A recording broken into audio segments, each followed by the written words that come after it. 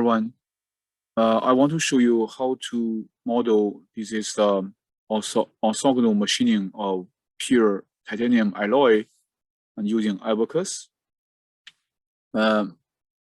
Here you can see my screen. This is my screen. So, in this demonstration, I want to show how to use the coupled Eulerian-Lagrangian method and to model this is orthogonal cutting of this is a titanium alloy machining using Abaqus. So we have we need to define the tools, and this is a tool, and we also need to define the work. So you can see the tool. So this is my tool, and this is how I define the tool.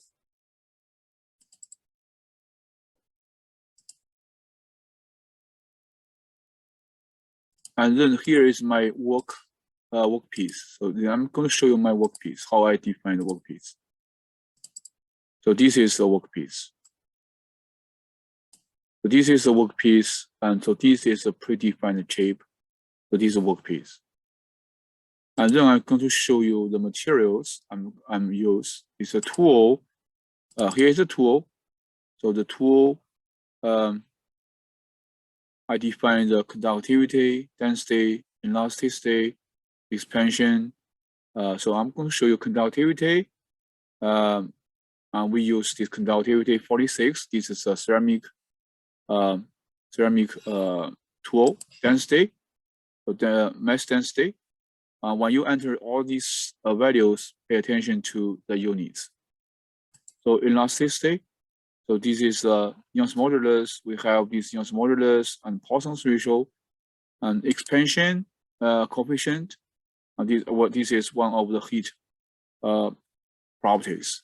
So elastic heat fraction, and we use 0.9, and to the we just assume here and the 0.9 of this is 90% of the heat.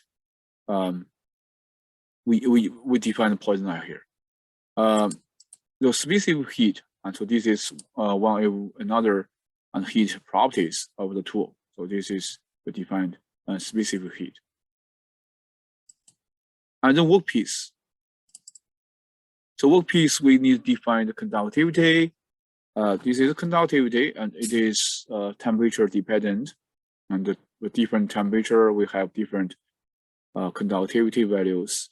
So the density, and density, we assume the mass density, and for this workpiece, for this is a titanium alloy is 4.5 E-9. So this is a dependent variable. So this number of solution dependent state variables, and we use 30, and so this is 30 is default value. You can just use it, and so you need to define. You will define. This is state variables, and we will define.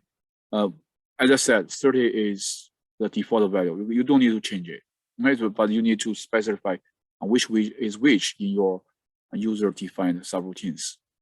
So this elastic Young's modulus and Poisson's ratio, and they are given, and for this is pure titanium alloy.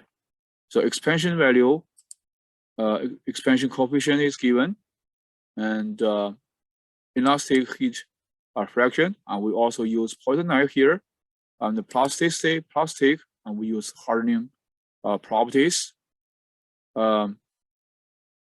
This is a specific heat. This is a specific heat. As you can see, the specific heat is temperature dependent. And user-defined field, and we are going to use a user-defined field. So here, and we will have this is some US field or for standard Abaqus, or we use field for an explicit Abaqus. Here we are going to use a user-defined subroutines. I'm going to show you later. So here is the materials and sections. You need to define section. Section 1 corresponds to the tool. So you can see the select plane stress and the strain thickness. We use the default value of 1.0. And this is section 2 is for the workpiece.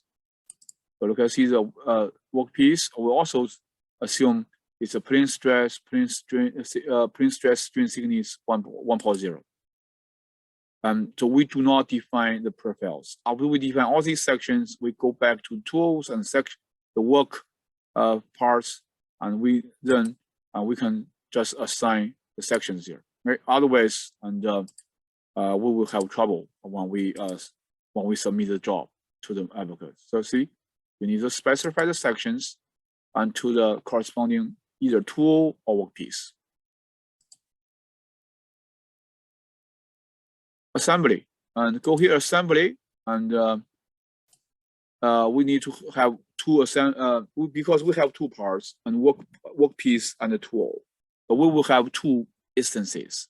So one is from the workpiece, one is from this is the tool. So here, and we assemble them together. Okay, so you need to assemble them together. So here is a highlighted one is workpiece here. And so this highlighted one is a tool. And so you can see clearly, and so these two guys are assembled together. And the features, and we can have reference point RP here. The reference point will be moving. And if the reference point is moving, and the reference point because the reference point is for the workpiece. So we just assume that we apply the movement of RP or apply the boundary conditions on RP. So that means we apply the boundary conditions on the whole tool. Data type. The sites, we have sites here. We have, I'm going to show you here. So this is one region. I'm going to show you the region, okay? So here is, this is a set.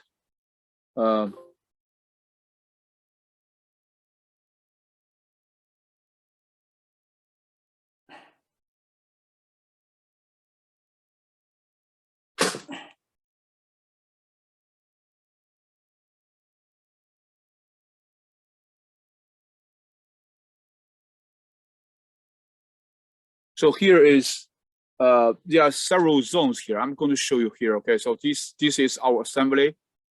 This is the tool, and this workpiece. So this here, so this is a tool. This is a tool here, and the material flows and from this side. Okay, for this is flows from this side, and so this is height of the workpiece. And so there is a zone A, here is a zone A. So here is a zone C, and here is a zone B, and here is a zone D. So zone A, so let's see, this is on zone C. So here, the zone C is like a region, and so mesh constrained vertically. The mesh is constrained vertically. So, so this is zone C, and so this is MID here.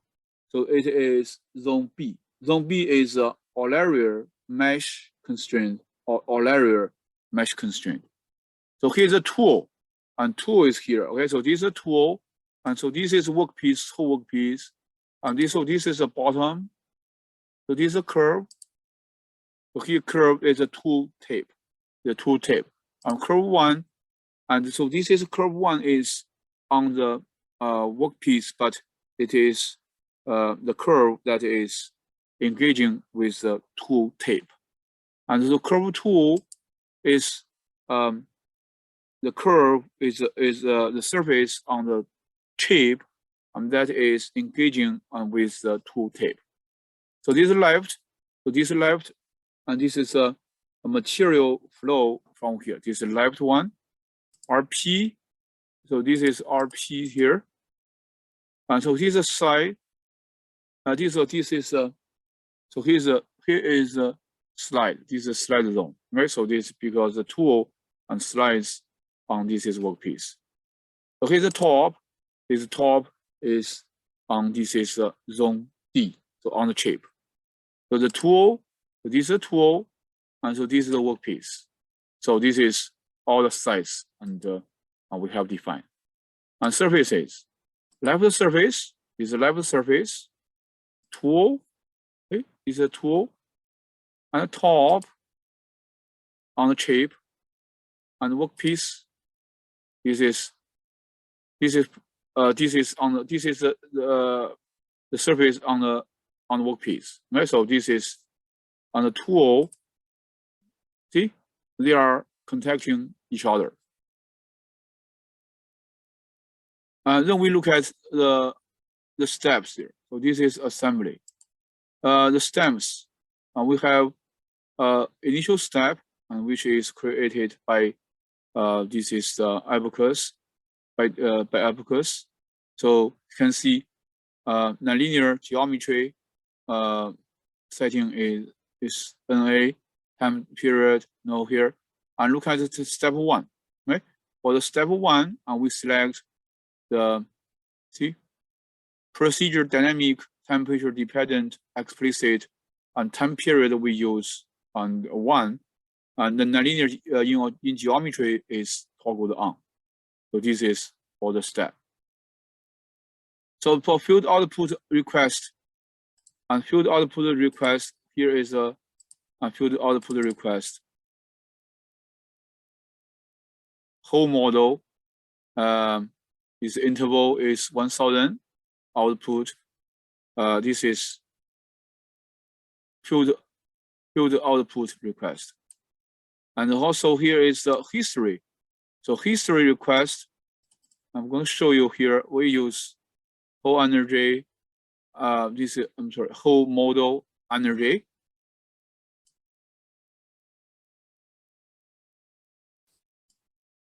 So this is the arbitrary.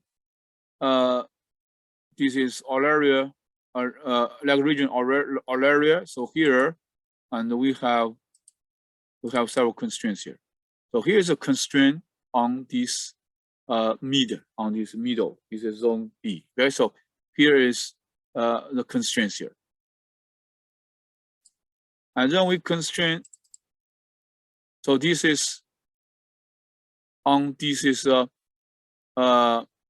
so it's here. Okay, so you look at this one. For displacement type of displacement rotation, and on left edge here, and so we define here. And so look at this one, 0, 1. And 0, 1, and this is the top, on top of the chip, and we define this way.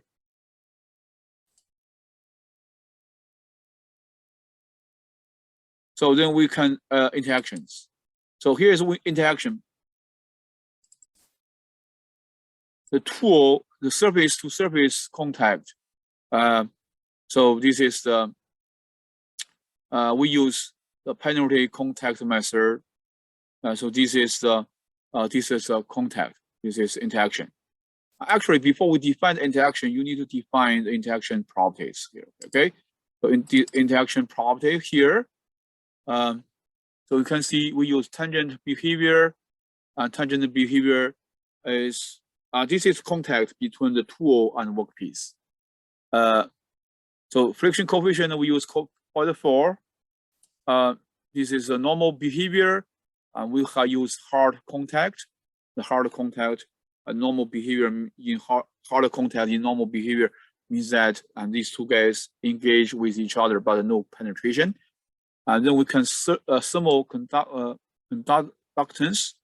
Is a thermal conductance. We use this one, but this is depends on the clearance. Right? This is if the clearance is 0, that means it contact each other, and so we use this conductance.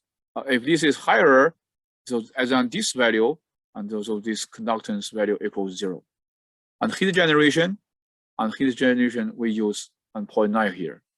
And geometric properties, and the outer plane surface thickness or cross-sectional area, and we use 1.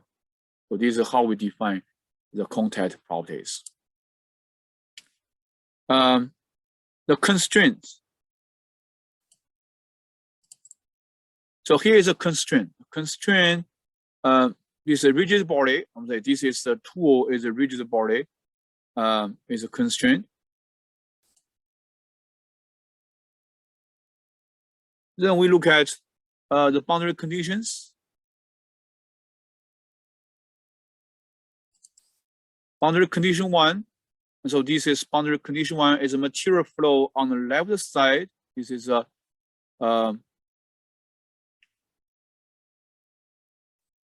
just one second. The boundary condition 1 is a RP here. Right? So this is reference point RP. RP actually is fixed in both in x direction and y direction, and also so this guy cannot rotate along the this is z axis. So all these 3 degrees of freedom are fixed. So second boundary conditions is a bottom. Is a bottom, and the U2 is 0, cannot move in this is y direction, and UR3 is 0, it cannot rotate, and in this is about this is z axis. And BC3, let's see that BC3 is a curve here. I'm going to show you again. And BC3 is a curve here, right? The 2 tape along the 2 tape, and we have these 3 values, and we specify them all of them 0. BC4 also the curve 1, right? So this is U2 equals 0. BC5 and curve 2, and we have 0, 0, 0 here. And BC6, and BC6 is on the slide surface here, and U2 equals 0. And because it cannot move, we will not allow the nodes on this surface to move. BC7. And BC7 is the left side. Left side we have a velocity, and velocity is 10. It's a 10 here. So these are boundary conditions. So here's a predefined field. Well, let's see predefined field here. So this is a predefined field. The temperature for the tool, and we just assume this is 20 degrees C. Let's look at here also. So this is workpiece, and we also assume the workpiece initial temperature equals 20 degrees C.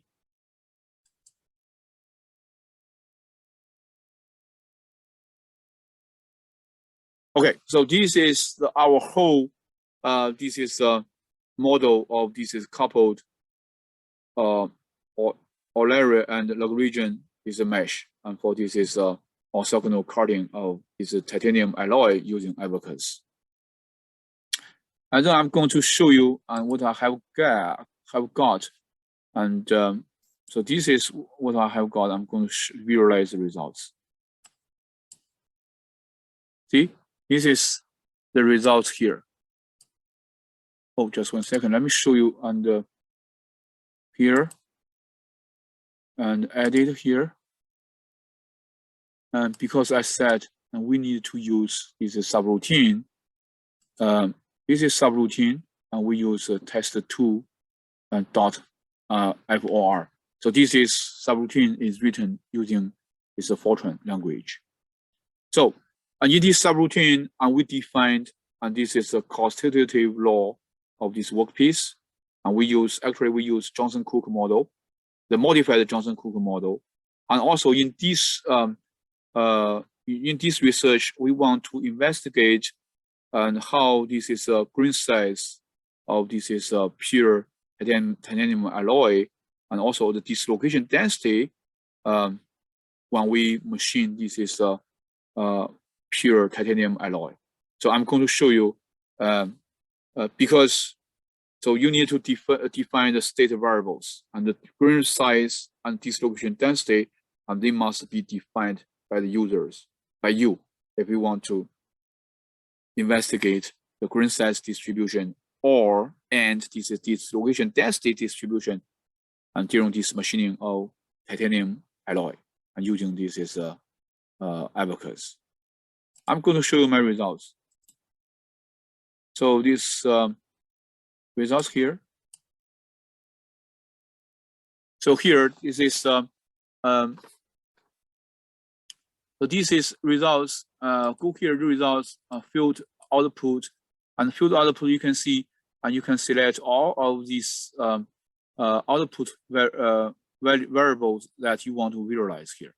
And for my case, because I'm very interested in the distribution of grain size and the distribution of dislocation density, and so I want to show you on how the grain size is distributed and how the dislocation density is distributed. So please note that this is SDV and this is state design variable and state variable. This is state variable. Okay, so state solution dependent and state variable. So here is SDV1 through SDV30. So 30 is the default value. And for our case, I'm focusing on this grain size, which corresponds to SDV 2020, and also dislocation density, which is an SDV 15 here. So I'm going to show first, we can show dislocation density here. SDV 15 stands for the dislocation density distribution. So I'm going to show you and the animation and how it changes. Let's go to here. You can see, and you can see clearly, and so we have initial and chip thickness, and also as it goes, it reaches on the steady state. And so this is our this is a chip thickness out. This machining reaches the steady state. So here is the dislocation density distribution during the machining. This is on workpiece, and this is on the chip.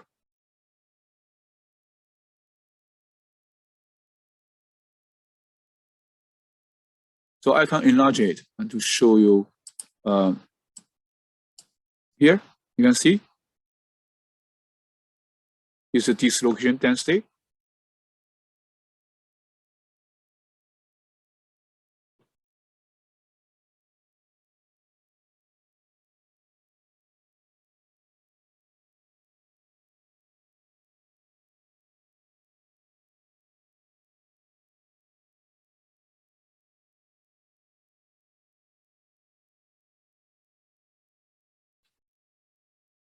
Okay, so you can see. Now I'm going to show you SDV22, which stands for the grain size. And go here, SDV22. Let me show you SDV22. So this SDV22 is the grain size. This is the grain size.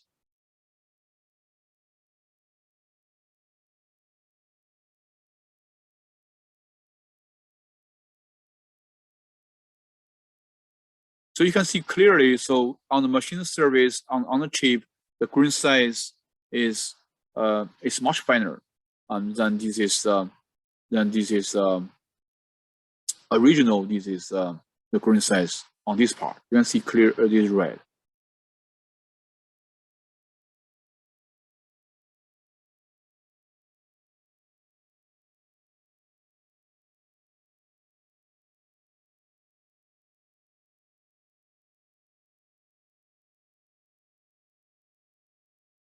See, here is all a green, blue becomes blue. Here, blue becomes blue means that it's a green. The green size is much finer.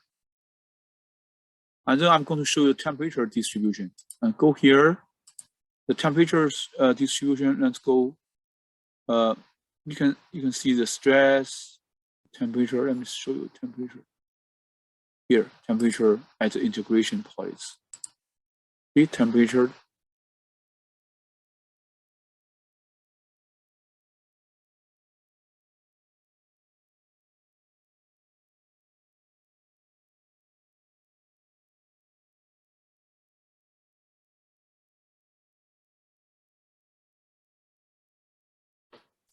That's great. So if you have any questions, please leave comments. So thank you for your attention, and hope everyone has a wonderful afternoon.